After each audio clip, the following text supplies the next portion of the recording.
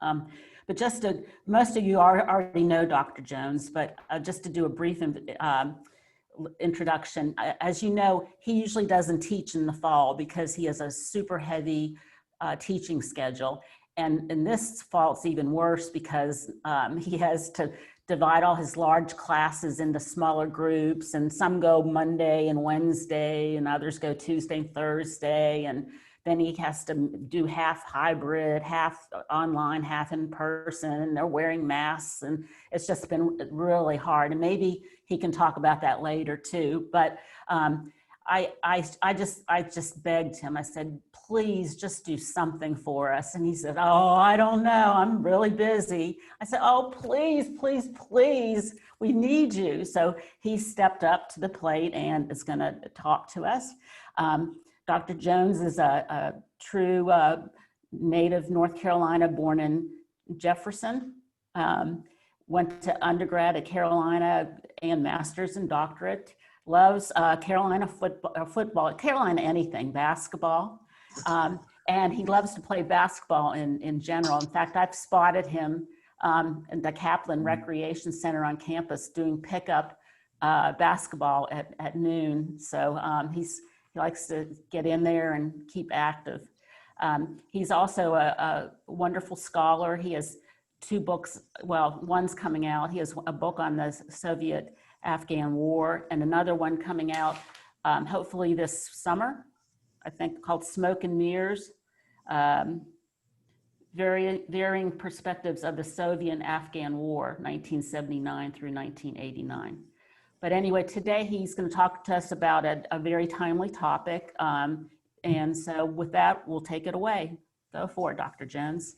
Thank you, Kathleen and Kelsey and Curtis. Much appreciated. I somehow don't quite remember that conversation the same way you do. Always happy to teach the class. Actually, when Kathleen approached me, it was in July, and we weren't sure what topic to do, and we just kind of left it at this vague history behind the headlines. There's always a lot going on, of course, the pandemic and the protests, the defining events of our era, but I'm neither knowledgeable enough nor qualified to address those. So just kind of waiting, and lo and behold, the good Lord handed on a silver platter, right, the situation unfolding in Belarus, which is what we're going to talk about. The history behind the headlines here are the battle for Belarus. And now, if I can figure this out, I will share the PowerPoint. Hopefully everyone is seeing the PowerPoint here. If you could give me a thumbs up to let me know. Kathleen, I see you there. You seeing the, okay, thank you. Pam's iPad. Is that Sprinkle, I think, maybe. So anyway, we're going to talk about the situation in Belarus. Basically, I'd like to give some of the deep history, the background to the situation there, focus on Alexander Lukashenko, who's the central figure in all of this, and then wrap up with the geopolitical implications of the current crisis. But then, of course, also happy to take questions towards the end. Belarus is a landlocked country right in the heart of Eastern Europe, as we see here. Its capital at Minsk. It has a population of about 9.5 million.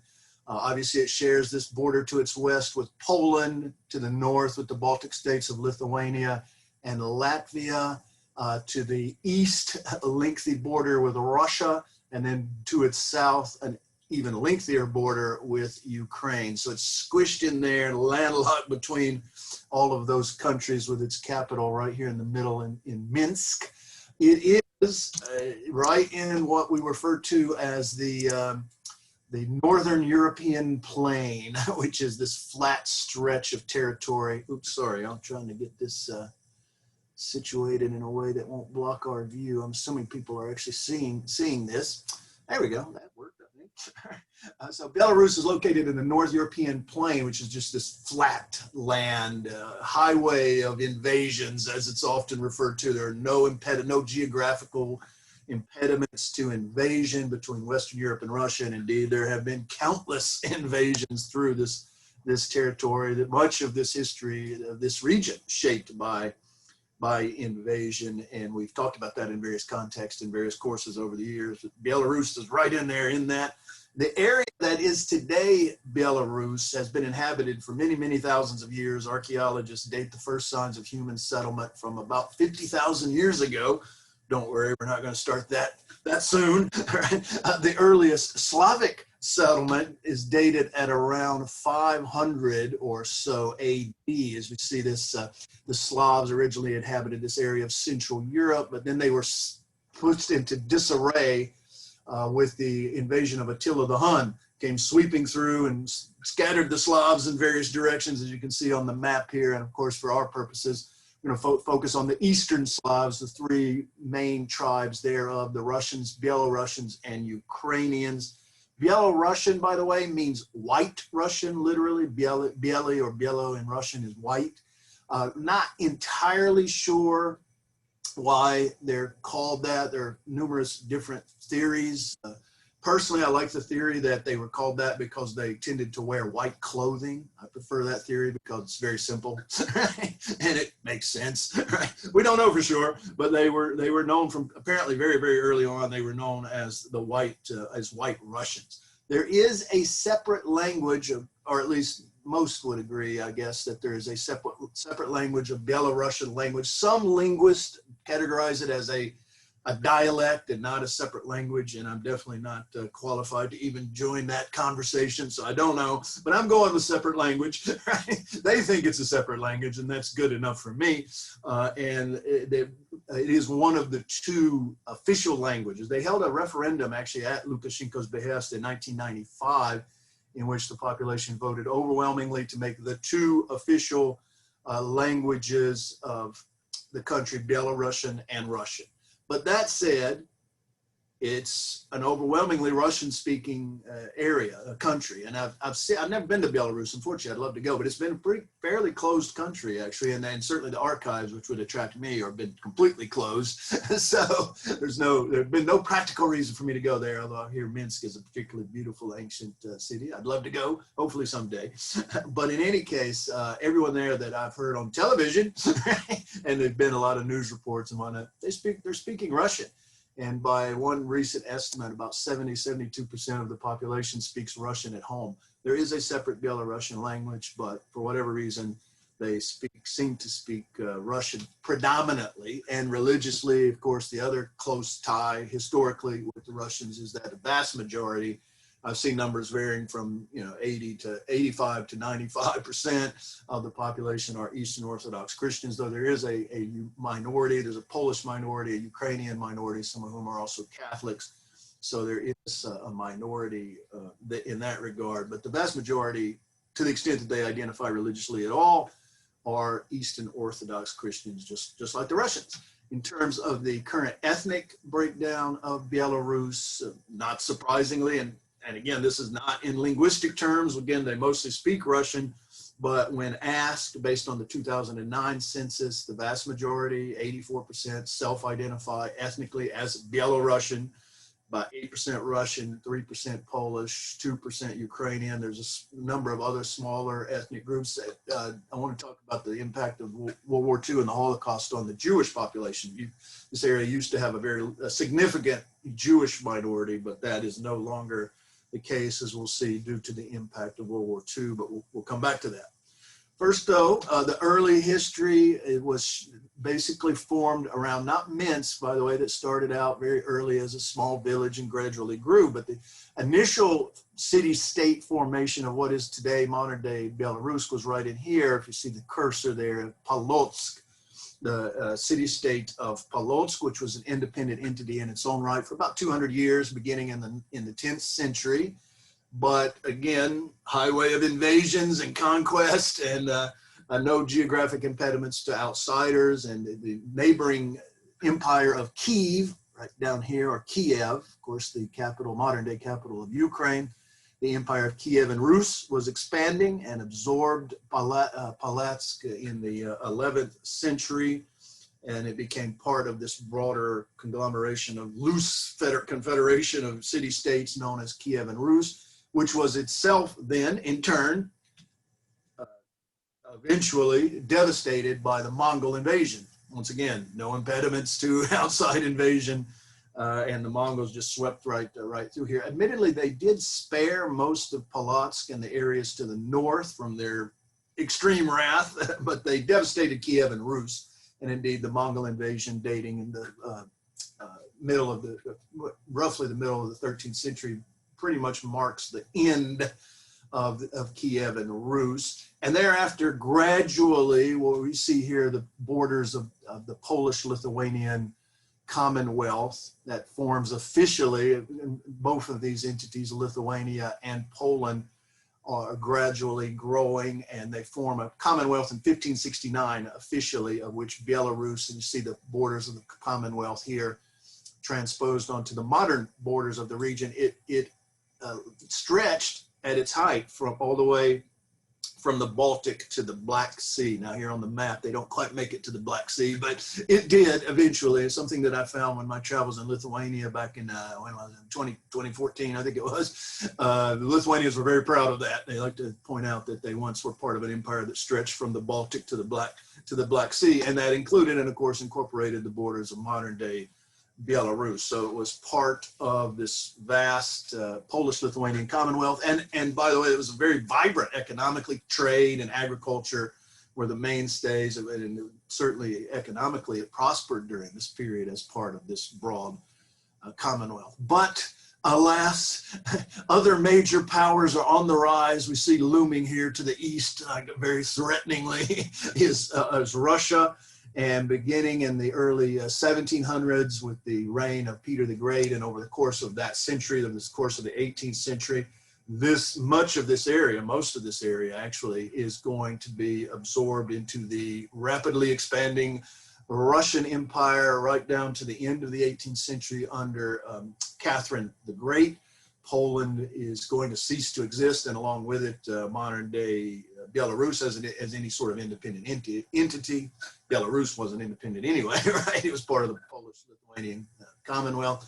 But essentially, it's going to get caught up in the series of partitions of Poland in the late 1700s, mostly under, well, pretty much entirely under the rule of Catherine the Great. Poland is going to be chopped up in 3 subsequent partitions, including mostly Russia gets most of the eastern part, of course, and the bulk of Polish territory falls under Russian control, and parts of it also in Poland and Austria-Hungary. Let me show you this map to illustrate the point. I love this particular map, right? The various 3 waves of partition here, the various brownish, tannish, brownish, whatever color that is, areas are the Russian, the part that is absorbed by Russia in 3 partitions, 1772, 1793, 1795. Notice Minsk, sort of our point of reference, is absorbed by Russia, a bit of what is here, but the bulk of modern day Belarus is absorbed in the second partition of 1793, and then the rest to the east is absorbed 2 years later in the partition of 1790. So by that point, all of what is today modern Belarus and a sizable chunk of what is Eastern Poland, and of course Ukraine as well as part of that process, all of that is going to be absorbed into the Russian Empire. You see the areas to the west, some of obviously Prussia and Austria-Hungary get their share as well. But for our purposes, again, Minsk and the area around Belarus, modern day Belarus, and by 1795 at the latest, is now part of the Russian Empire. And that meant, and it's an interesting little sidelight here, but that meant absorbing a very large Jewish minority. In fact, this area as a whole was the home to the largest European Jewish population. And it creates a bit of a quandary for Catherine the Great and subsequent Russian rulers, not sure how to deal with this Jewish minority. There had been, prior to this, relatively few, very small Jewish minority in Russia. Now they have the largest Jewish minority in Europe. And so Catherine imposes, and subsequent rulers maintain what they called the Pale of Settlement here. You see in the lighter area. This was basically the area where the bulk, the vast majority of the Jewish population already lived. Once again, sort of our point of reference here, Minsk, also Vilna or Vilnius, the modern capital Lithuania, which was a very vibrant, had a large Jewish population. Napoleon referred to it as the Jerusalem of the North, right? So and Minsk also had a very large Jewish population. So in this whole area there's a significant Jewish minority. They are a minority, and the basic policy, the point of the Pale of Settlement is that we're just going to kind of keep the Jews where they're already at. They are in this area. We're not going to allow them to move out of this area, and they're restricted to this Pale of Settlement. Now, there were some holes in that, or it didn't always hold very well. In fact, I studied initially the city of Rostov on the Don, which is located right around in here on the Don River. If you see the cursor there, outside of the Pale of Settlement, and there was a small Jewish minority there, dating in the 19th century and after. But for the most part, Jews were limited. They were able to get through this in one of the ways was simply by bribing local officials. Another way was sometimes the Russian rulers, Tsar Alexander II in particular, in the mid to late 19th century, loosened some of the restrictions and allowed Jews to at least move somewhat. But then his son and successor, Alexander III, reimposed the restrictions of the Pale of Settlement and kicked many of the Jews who had moved back out, expelling them back to the Pale of Settlement. That's the basis, of course, for the classic work, Fiddler on the Roof. But anyway, most Jews throughout this long period are restricted and limited to residing in this area of the Pale of Settlement, and that includes modern-day Belarus and Minsk, which did have a significant Jewish minority. So from this period, basically from Catherine the Great all the way to recent history and the collapse of the Soviet Union, if we go this 200-year swath here from the late 18th century until the late 20th century, Belarus was part of first the Russian Empire and then subsequently, of course, the Soviet Empire. And it has, really not had a history of independence. There was a brief spate, very brief, about a 9-month period during the Russian Civil War in 1918 and 1919 when Belarusians did declare their independence and had formed their own state for about 9 months, but then they are defeated by Lenin's Red Forces, Red Army during the Civil War, and reabsorbed into what was now emerging as what had been the Russian Empire, now absorbing as the Soviet Empire. That brief spate, though, is often seen as having at least set a precedent. There was a precedent of Belarusian independence prior to this modern era. And alas, I would certainly be amiss if I did not mention the impact of World War II on Belarus. Obviously, World War II, a defining event of modern history, goes without saying, but nowhere was it more brutal than in the case of Belarus. For whatever reason, the Nazi German forces particularly terrorized the population of Belarus. Of course, they terrorized much of Europe, obviously, but most historians would cite this as the reasons for this being that the Germans saw this vast territory of Belarus as Lebensraum, or living space, to be settled eventually by German farmers. But of course, they had to get rid of the people already living there at first. And then also, of course, based on Hitler's very strict racial hierarchy, they saw Slavs, the Belarusians and the Russians and the Ukrainians. All these groups are obviously Slavic-speaking Slavs. So they saw them as subhuman, essentially subhuman, fit at best, at most for slave labor. So for a variety of reasons, they absolutely, their footage, the Germans took video of doing this. In several instances in Belarusian villages, they would round up the entire population in a village into a barn and then burn the barn down.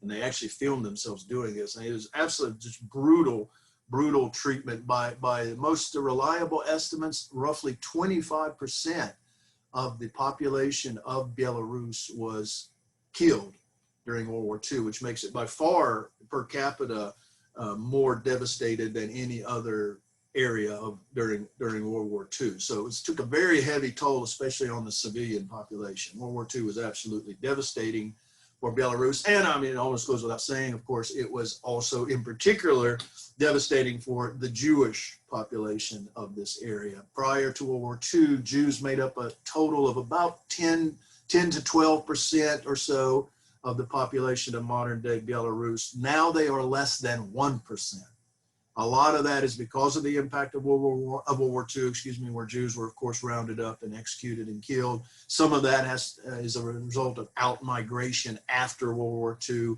But Minsk in particular was a major city, center of Jewish population that was gone at the end of World War II. So the war literally redefines this region in ethnic terms. There's a great book called Biography of No Place by Kate Brown, a biography of no place, who deals with this sort of, what she means by no place is this sort of borderland, Ukraine, Belarus. The borders were very ill-defined.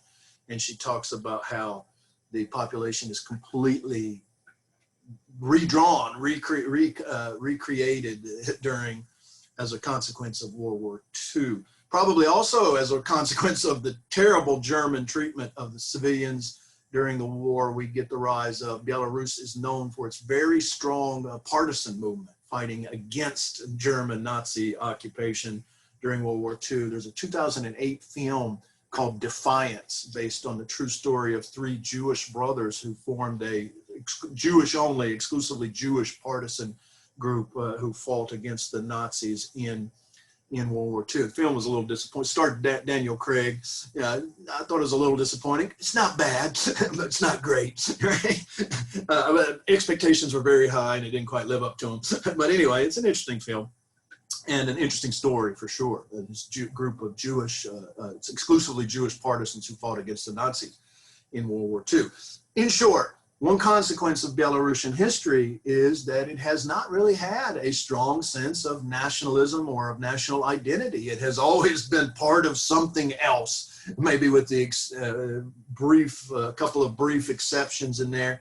And that seems to be one of the things coming out of the current situation. Several scholars that I've read here have pointing out that this may be a moment of awakening of sorts for Belarusian national identity, in a way that's separating them from Russia as something other than Russians. And in that regard, a very, very key turning point indeed. So let's turn, speaking of, to the current situation. And this fellow, Alexander Lukashenko, is the defining political figure of Belarusian politics for the last, 26 years and counting. I don't know how much longer, but he was elected president for the first time by a very wide margin. And I think, for the most part, what were considered to be fair elections in that case, in 1994, and he's been the president ever since. Right? It's a good job if you can get it, I guess. And he had come through the ranks. He was a former director of a state, in the Soviet period, of a state farm. He had served at the very tail end of the Soviet period in the Belarusian Soviet or parliament, and had gained a reputation at the time as being a crusader against corruption. And that's where he sort of gains his, popularity. He was popular, at least at the beginning, right? And he was a member of the Communist Party, but he wasn't a highly placed figure within the power structure. And that, I think, was to his advantage, because most of those folks were kind of jettisoned at the end of the Soviet period. Of course, the collapse of the Soviet Union at the end of 1991. Belarus gains its independence, and then in its first, it took a lot. Well, it was a period of transition. 1994, they finally hold their first elections, and he wins overwhelmingly. He was popular, again, to reiterate, because of his anti-corruption crusades, but also he decided not to go the route economically of Russia at the time, which was pursuing under Boris Yeltsin. You guys remember Boris Yeltsin, right? My undergrads do not remember Boris Yeltsin, but you guys do. Right? He rejected the policy of what they called shock therapy, these very dramatic privatization and market reforms that led to a great deal of short-term turmoil and heartache and hardship for the Russian population. And he did not go that route. And in fact, moving along here, he has maintained to this day a very Soviet-style, both political and economic system. By one estimate, 80% of the country's rather substantial, but admittedly very outdated industrial base, it remains under state control. He has maintained a high degree of state control, unlike any of the other post-Soviet republics, including Russia itself, which of course have gone much in the opposite direction and privatization and emphasized privatization. And this has led, it's come at a price, of course, this has led to a difficult integration into the global market, even into the local, regional, European market for that matter. And as a consequence of there has been very, very little, minimal at most, foreign investment in Belarus. And to the extent that there is much, it's mostly Russian investment. So that's the price that they have paid economically. It has been a stable, relatively stable economy since the collapse of the Soviet Union, but I wouldn't certainly refer to it or describe it as a prosperous one. Politically, Lukashenko has very much been in control. He has maintained tight control, so much so that he's often referred to as Europe's last dictator, Belarus as Europe's last dictatorship. He changed the constitution in 1996 on the basis of a referendum after being elected in 94 to increase his first term from 5 to 7 years. And on that basis of that, he did win a re-election in 2001, but already we see the elections being very marred, not particularly fair, and lots of complaints at the time about election irregularities, to put it mildly. He won an estimated 80% of the vote every single election, which when the next one they changed, by the way, they had another referendum in 2004 going back to a 5-year presidential term, but eliminating term limits. He had been, on the basis of the Constitution, limited to 2 terms. They got rid of that, so he could run indefinitely, he could run forever. And he ran again, of course, and won 80% of the vote in 2006. He won again in December of 2010. 4 years in that case, because it was supposed to be the first round of the elections, and then there was going to be a second round, but he won 80%, so they didn't need a second round. Right? So thus the irregularity there. 2015, he wins 80%, right? And on August the 9th, just about a month and a week or so ago, he announced that he had once again won 80%. He's consistent. At least there's consistency, right? There's something to be said for that, right? But these elections are certainly, at least from 2006 on, even really the 2001 election, have been soundly denounced by the Europeans, as well as really the U.S. and international observers across the board have denounced Lukashenko for unfair elections, as well as for just in general very authoritarian policies. He has maintained very heavy-handed policies towards the press, the media, as well as just in general literature, the arts, etc. And political opponents and dissidents, of course, have been very harshly treated. Since the early 2000s and the aftermath of the 2001 elections, the United States and European Union imposed sanctions on Lukashenko, although those were loosened, interestingly, last year, because he seemed to be showing improvements. He released several high-named, very prominent political prisoners, and he loosened up some of the oppression of political opponents and dissidents, and allegedly, some question this, but allegedly even allowed for greater press freedom. So some of those, as recently as last year, some of those sanctions by Europe and the United States were loosened. Belarus under Lukashenko, at least as we'll talk about until very, very, very, very recent years, has been overwhelmingly very pro-Russian. And this, I point this out because a couple of you might recall previous discussions we've had of Georgia, former Soviet republic, that is, not Atlanta, but the other one, right? As well as Ukraine, right? The defining post-Soviet political situation in many of these post-Soviet republics is you have these 2 poles of contention, one that is more pro-Russian versus one that is more pro-Western. Up until now, that has not been an issue in Belarus. They have been very pro-Russian under Lukashenko, to put it mildly. And in fact, they signed a treaty in 1999 that just kind of underscored this. It formed the Union of Belarus and Russia. There were talks of, excuse me, they were talking about even complete integration of the two, although that would have meant Lukashenko giving up his position. Right? You can't have 2 presidents of one state, and so that has not really gone anywhere to this point. But it is interesting, I think, in particular, looking at in comparison with the other post-Soviet states. You really have not seen the development, again, at least until possibly now, of a pro-Western tendency to any significant degree. The economic relationship is kind of the clear point in this, in that Russia has heavily subsidized Belarus economically, primarily by selling them oil and natural gas. Belarus has a number of oil refineries, and they then refine the oil and sell it to Poland and elsewhere in Europe at market prices. Russia sells it to them at below market prices.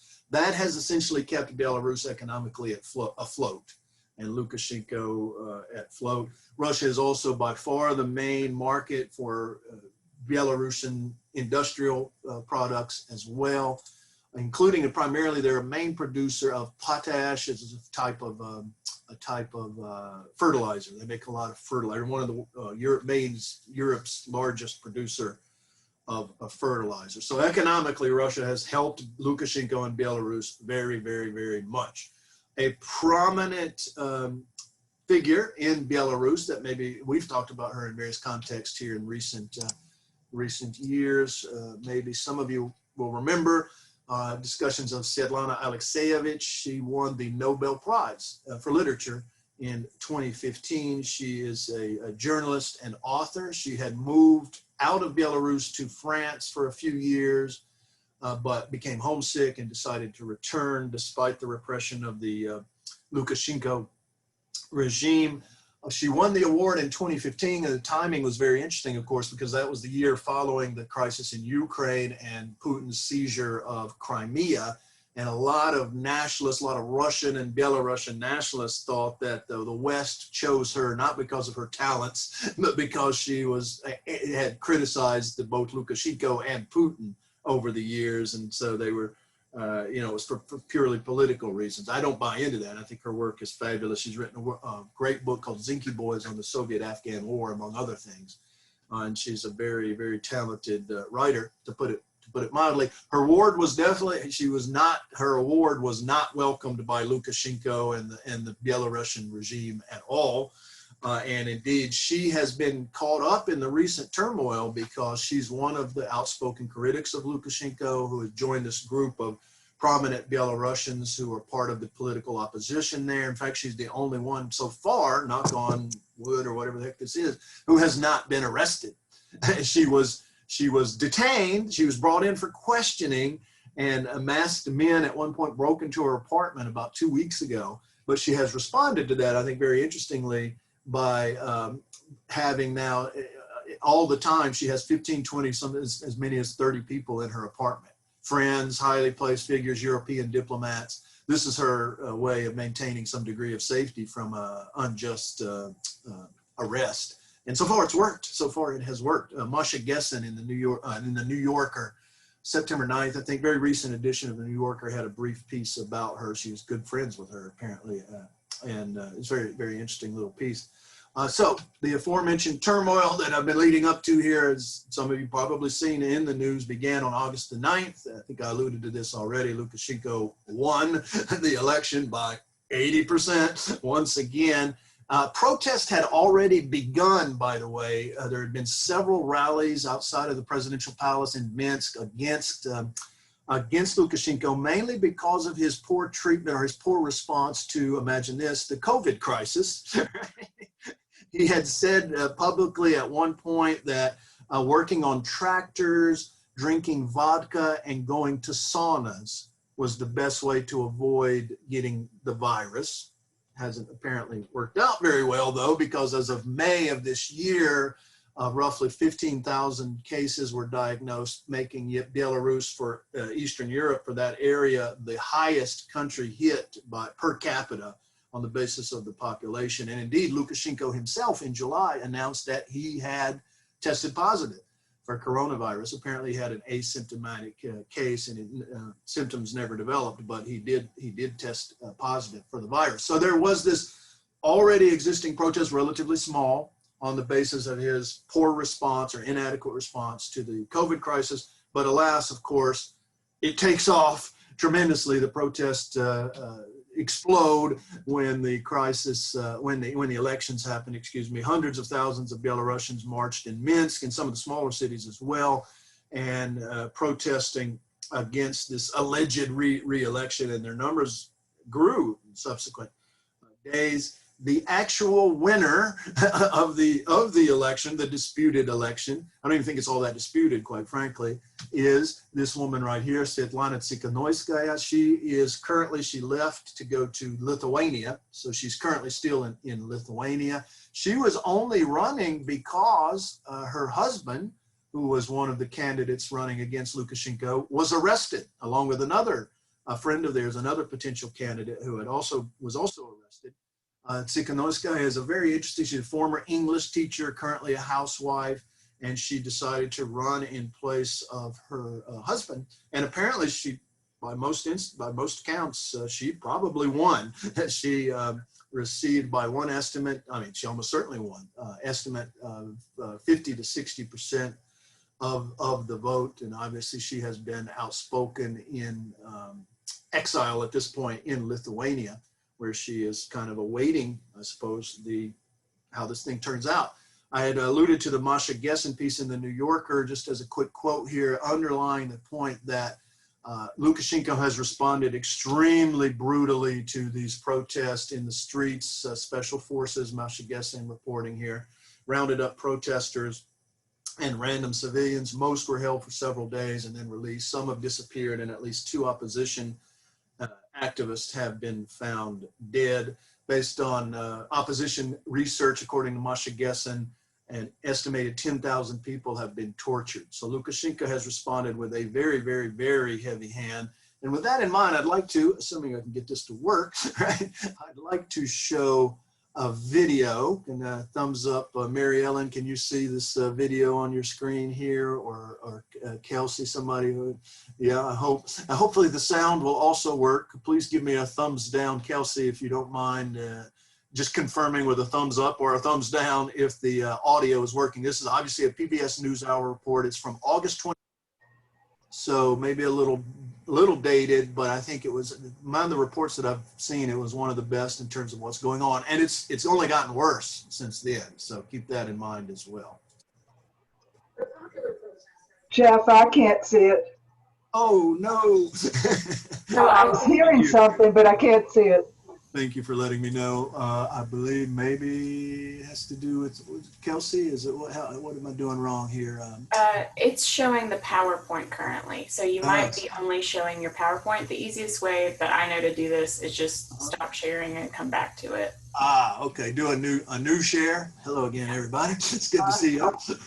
Okay, so stop sharing that and try this. Can folks see that now, Mary Ellen? Got it. Yes, I sure can. Awesome. Okay, so I'm going to back it up just a tad. Still getting used to this Zoom land thing here. The popular protests have not let up in Belarus, 2 weeks after an election denounced as a fraud by the U.S., the European Union, and the opposition to President Alexander Lukashenko. Now leaders of that opposition, including a Nobel Prize-winning writer, have been summoned for questioning as Lukashenko takes a militaristic posture. With the support of the Pulitzer Center, special correspondent Simon Ostrovsky reports. The protest movement in Belarus has had one thread running through it: defiance. Dear citizens, please disperse. Defiance of President Alexander Lukashenko's regime in the face of intimidation and threats meant to make his people too scared to come out into the streets. On television, Lukashenko has warned darkly of foreign powers that would occupy Belarus if he's overthrown. His defense minister has warned the army is willing and able to crush protests. If order and calm is disturbed in these places, you'll be dealing not with the police, but the army. And on the streets, messages telling citizens they'll face the full force of the law for their insubordination are broadcast from loudspeakers.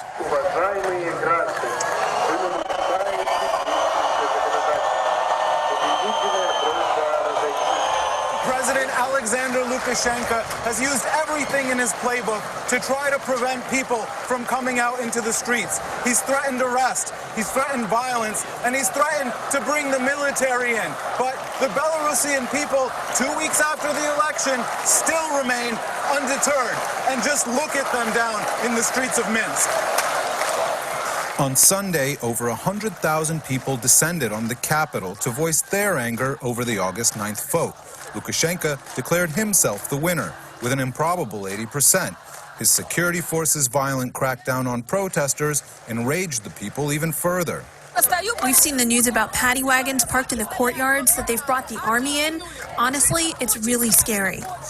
Earlier today, Belarus stepped up its crackdown on protest leaders, arresting 2 members of the Opposition Coordination Council, a body that's made its goal the transition of power from Lukashenko to challenger Svetlana Tsikhanouskaya, who met America's second highest-ranking diplomat, Stephen Biegun, in Lithuania today. We condemn the violation of human rights and the brutality that we've seen play out in Belarus since the elections, and we call upon the government of Belarus to release all political prisoners that they are currently holding.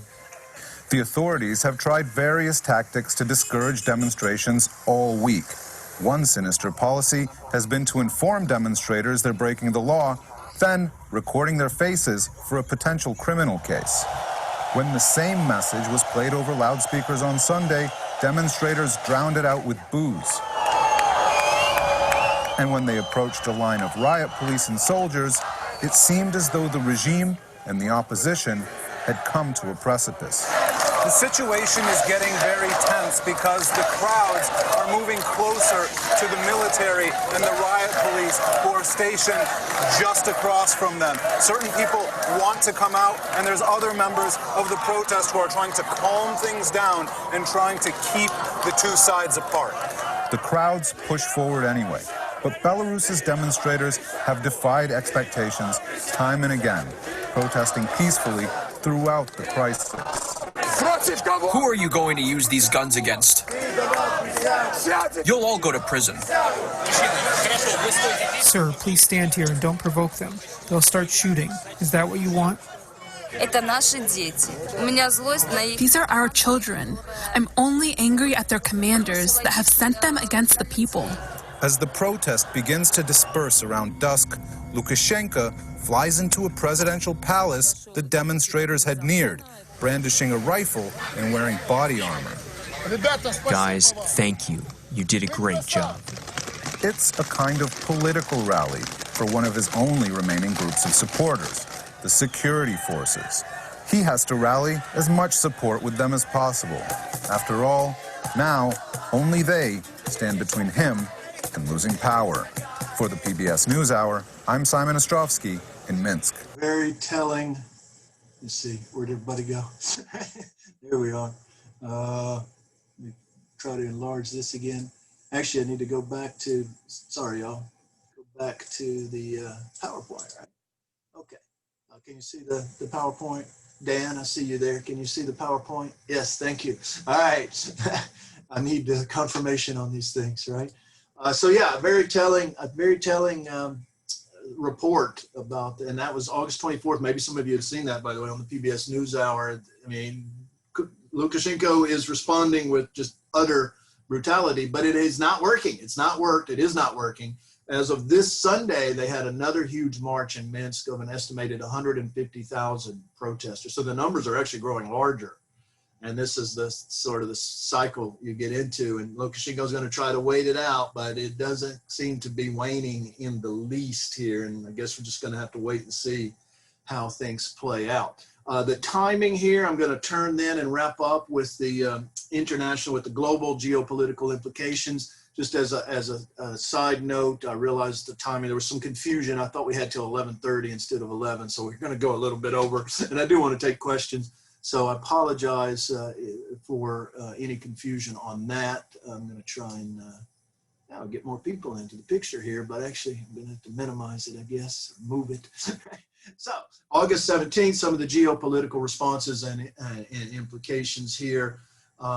Members of the European Parliament announced that they do not recognize Alexander Lukashenko as the legitimate president of Belarus. That's a pretty clear statement. They, in fact, compared it to the situation in Venezuela that we've talked about in other various contexts over the years here with Nicolas Maduro, who, of course, the EU has also rejected as the legitimate president of that country too. The governments of United Kingdom and Canada have followed suit as well. The Trump administration, this has not been a high priority issue, I would say. However, they have made very clearly spoken out very much against the fraudulent election results and said that they, quote, stand on the side of democracy. And this is an interesting shift in U.S. policy that comes on the tail of some softening of relations with Lukashenko. Last August, about a year ago, in fact, in August of 2019, John Bolton, when he was still part of the team as the national security advisor, actually went to Minsk and met with Lukashenko.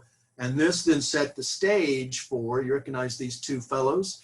This is Lukashenko and, of course, U.S. Secretary of State Mike Pompeo, who went to Minsk in February. He was there February 1st of this year, 2020, right before all the corona stuff started. He was the most senior U.S. official to visit the country, Belarus, in over 20 years. So this was a key signal, a very interesting sign that U.S.-Belarusian relations might be loosening, thawing a bit, improving.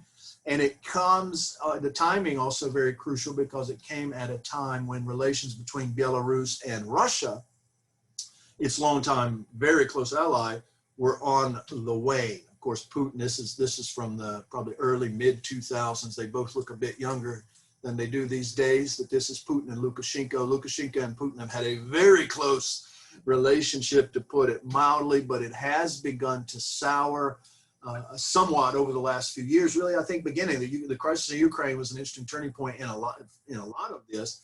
For one thing, Belarus refused to acknowledge Russia's annexation of Crimea, which by all accounts vexed Russian President Vladimir Putin. You can sort of see, though, from Lukashenko's point of view, why he might do that, because it sets a scary and dangerous precedent in many ways for those in the former Soviet states. And Lukashenko has actually stated publicly earlier this year, he said that he fears a possible Russian takeover of Belarus.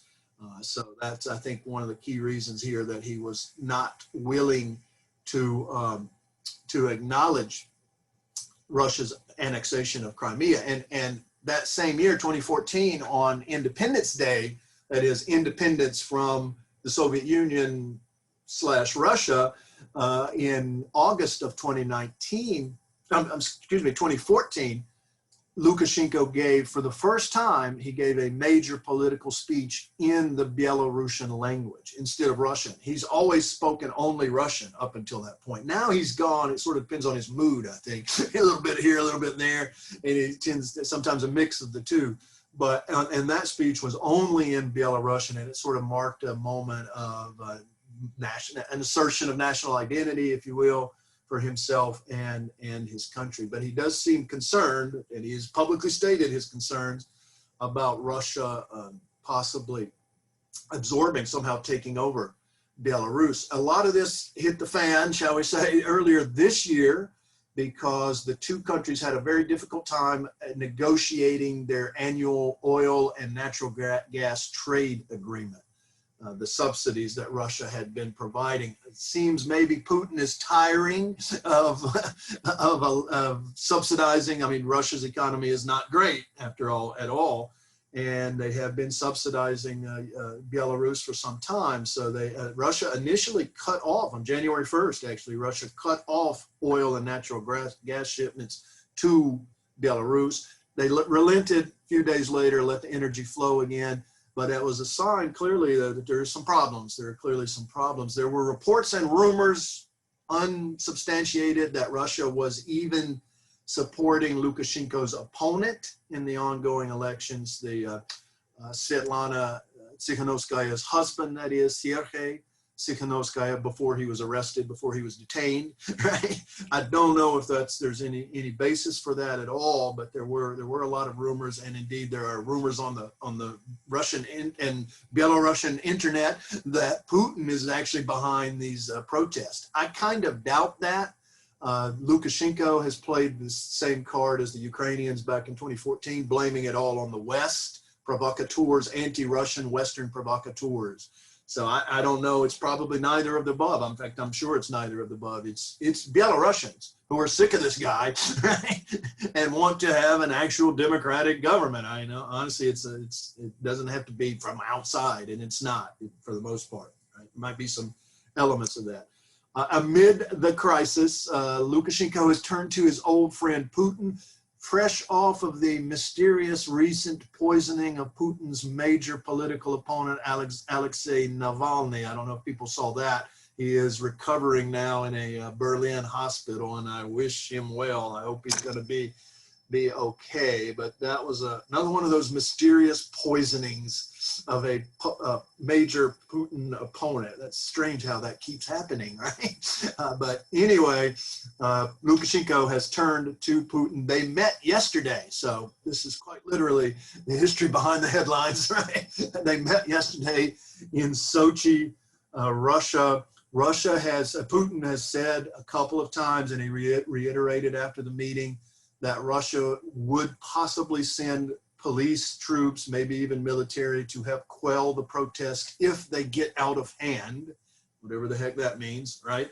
And he also promised a $1.5 billion loan to Lukashenko's government, Belarus, in this meeting yesterday. But clearly that is not going to quell the protests. This is not about the economy. This is about fraudulent elections. This is about politics and the lack of democracy in this country.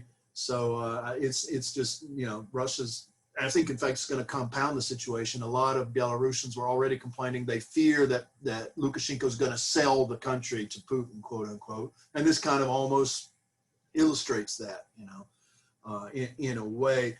Putin stopped short of vowing to save Lukashenko. He said after the meeting in the press conference, he said, quote, "We want Belarusians themselves to sort out the situation calmly and through dialogue."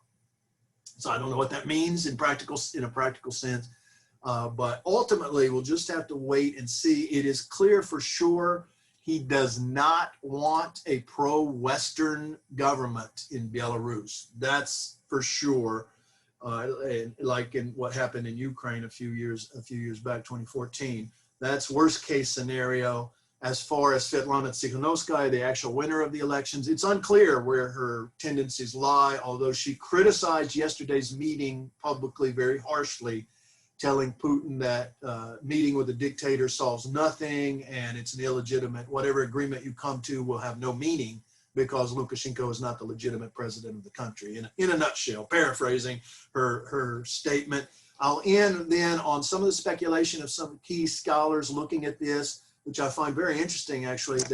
They're saying that what Putin seems to be angling for here is what they call a soft annexation.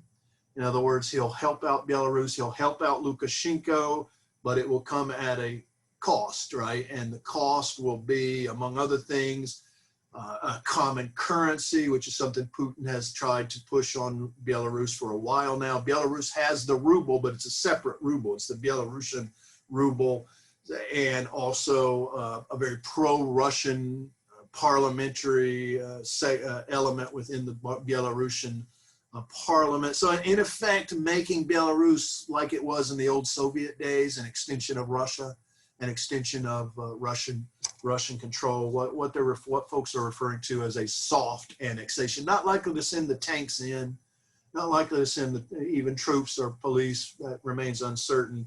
But he seems likely to me. I think he's going to support Lukashenko because of the unknowns about the opponent, Tsikhanouskaya. We're just not sure which side she lies on.